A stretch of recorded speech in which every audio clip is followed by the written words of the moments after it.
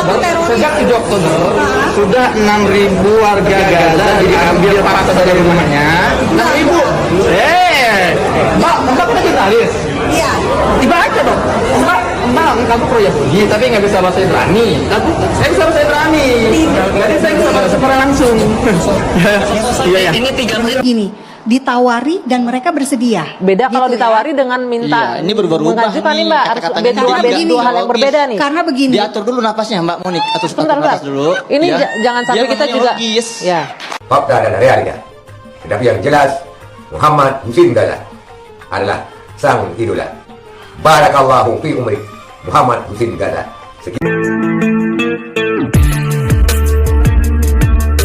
Assalamualaikum warahmatullahi wabarakatuh. Saudara sekalian, akibat kunjungan 5 pemuda Nahdien ataupun cendekiawan Nahdien ke Israel, dan mereka bertemu dengan Presiden Israel Isaac Herzog,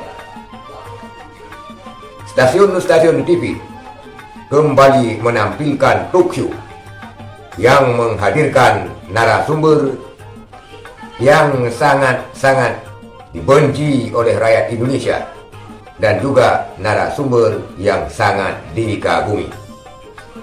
Narasumber yang sangat tidak disukai bernama Monik, aktivis Yahudi Israel Indonesia, dan sosok yang sangat disayangi dan dihormati oleh rakyat Indonesia adalah Muhammad Husin Gaza.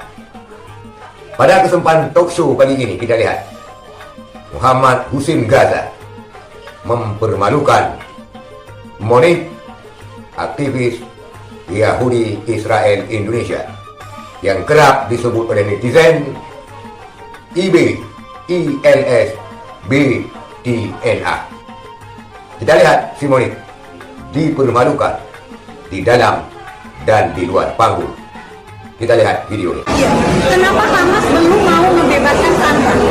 Supaya perang berhenti, maka Sandra harusnya dibebaskan. Iya, kenapa saya tidak membebaskan 10.000 sandera Palestina? Ayo. Israel sudah membebaskan tukaran tawanan dengan tahanan. Sebenarnya tidak adil. Karena tawanan itu adalah orang yang diambil dari rumahnya. Sementara tahanan itu Sejak 7 Oktober sudah 6.000 warga Gaza diambil paksa dari rumahnya. 6.000. Mbak kan jurnalis. Iya. Dibaca dong. Mbak kamu pro Yahudi tapi nggak bisa bahasa Ibrani. Tapi saya bisa bahasa Ibrani. Jadi saya bisa bahasa secara langsung. Iya ya. Ini 3 menit udah. Mereka Fokus dulu, jangan mereka asal. diundang itu karena ada permintaan dari Indonesia dulu. Oke, permintaan dari Indonesia? Iya, dalam Dari mana? arti gini. Saya bilang kayak tadi saya lakukan. Mbak Anggi, Sebentar. Permintaan dari Indonesia dari mana? jika orang-orang yang 5 orang itu tidak menyatakan bahwa mereka bersedia ke Israel, tentu mereka tidak akan dibawa. Artinya ada 5 orang ini meminta untuk diundang ke Israel gitu? Dalam arti begini, ditawari dan mereka bersedia. Beda gitu kalau ya. ditawari dengan minta. Iya, ini berubah-ubah mengajukan nih, nih Mbak, harus kata-katanya dua hal yang berbeda nih. Karena begini. Diatur dulu napasnya Mbak Monik, atur Sebentar. napas dulu. Ini jangan sampai Biar kita namanya juga. logis. Ya. Pada video permulaan, Muhammad Husin Gaza mengkuliti aktivis Israel Indonesia yang sok-sokan membela Israel tetapi tidak mengetahui dengan bahasa Ibrani. Sedangkan Muhammad Husin Gaza yang mengklaim dengan framingnya merujuk kepada sebuah koran berbahasa Ibrani yang dipakai oleh kaum Yahudi Israel. Sedangkan Simoni yang sok-sokan Israel ternyata tidak tahu bagaimana pemberitaan pada koran Ibrani tersebut.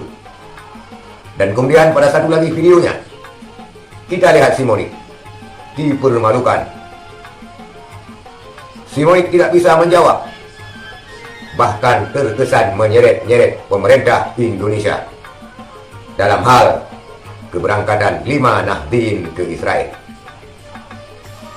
Kita tidak berkomentar terlalu panjang tentang video-video tersebut Karena para pemirsa akan melihat dan melihat sendiri videonya.